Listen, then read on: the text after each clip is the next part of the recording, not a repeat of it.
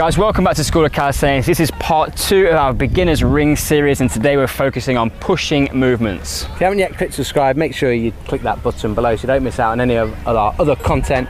We'll get started this week's lesson.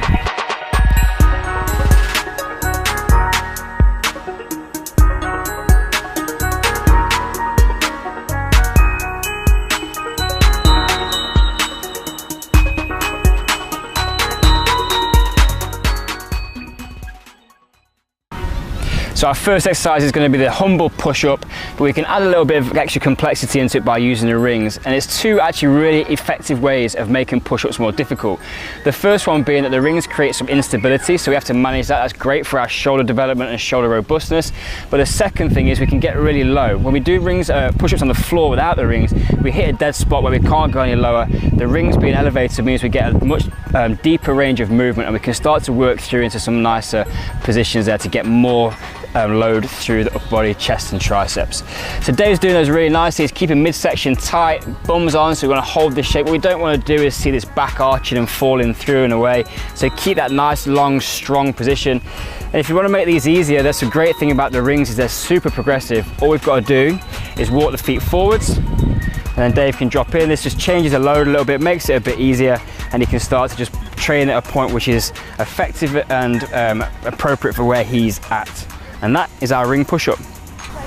Yeah, we're going to look at ring dips now, and just like push-ups being a great standard basic exercise, the dip is exactly the same, but we're going to use the rings, and it's going to require more shoulder stability and give us that challenge without having to add extra load once you get good at dips on the bars. So a note on that, as Tim jumps up to the top, if you're not used to rings, you first have got to get used to this instability of the ring. It wants to create this like shaking on the rings. You've got to get nice and stable at the top there before you do anything else. So make sure you've got that nice top position, shoulders in a good position. You've got nice separation between the shoulders and the ears. He's not hiking those shoulders up.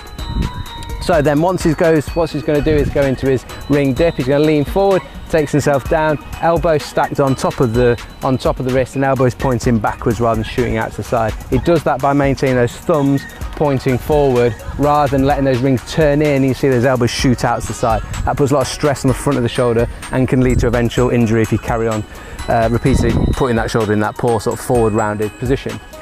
So they can be difficult when you're just starting out. So what we can do is use a nice tool from Lockerbie would be eccentric, so which just means the lowering portion of the movement. So that'll be lowering down under control, and that's the key, all the way through, so you can work full range, but you don't have to worry about getting up because you're just going to put your feet on the floor, then you jump up for your next rep.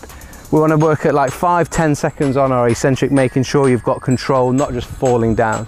The other thing we can do whilst we've got working, that's going to work our full range, but we're obviously only doing the lowering part. We can also work some partial range reps where Tim's just going to go to a range that he still feels he's got control and driving back up from there, whilst maintaining all those good technique points, thumbs point forward, elbows going backwards, shoulders in that nice position, creating some tension around the back of the shoulder. On that one, guys, the partial dip, just make sure that you're not finding that range by going in here. You really still want to keep tall, and it's got to be the elbow bend which is creating that drop, not just lowering down and taking your shoulders towards your ears.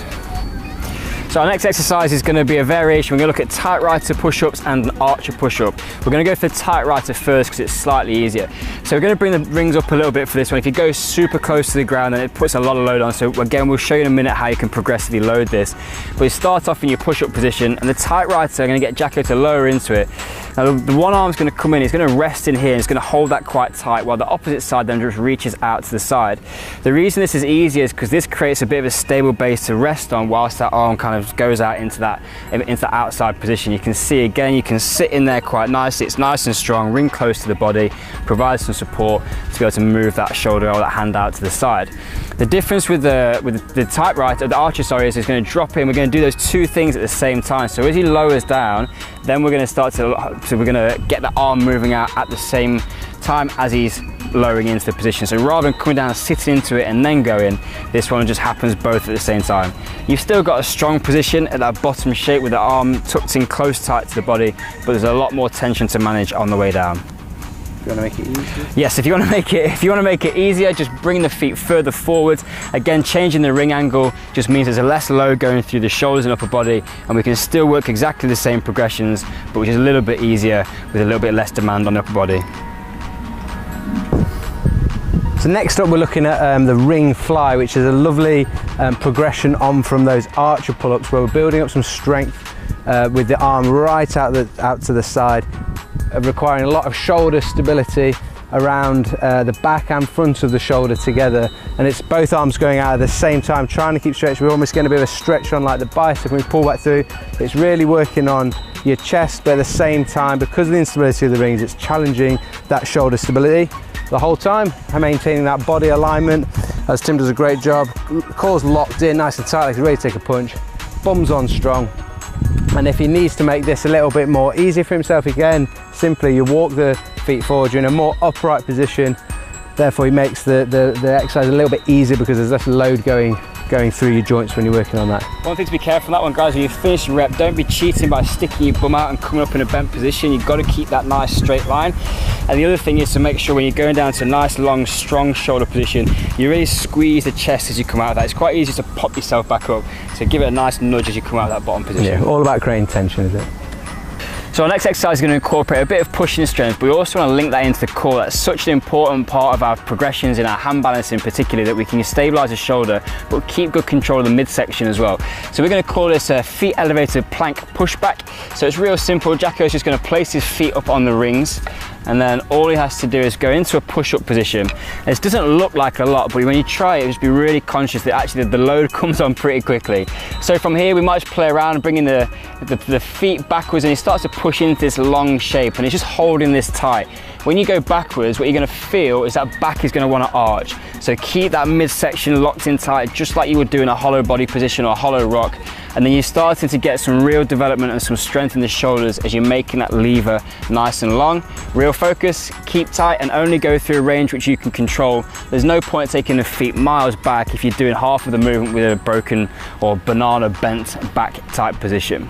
So that's part 2 of our beginners ring workout. Hopefully it's given you some great ideas that you can go away and work. And if you've got any questions about those exercises, comment below. If you've got any questions about any other of your calisthenics training, pop them in the comments below. Just to reiterate, guys, we talked about this in the first video, but it's such a cheap training tool. You can get them for next to nothing off Amazon, and it's really effective. You can come outside, you can train with them, take them anywhere, travel with them, and it's really like, if I've got nothing else, we've got a set of rings, yeah, I'm happy, I can get a workout done. The big ring is optional. That could just be a tree branch, so don't worry about that. And if there's any other content or things you want us to tutorials or lessons you want us to do on, like this came out of somebody asking us about ring workouts for beginners, so put them in the comments below, and we want to give you what you want so you can keep on progressing and redefining your impossible. If you haven't clicked subscribe, make sure you do that by Tim's head so you don't miss out on any of our other content. The free beginners guide is a must if you haven't got that yet and you're just starting out, because it's free, and that's down there. And then the last one up by there is one of our other lessons. Till next time, guys. Class dismissed.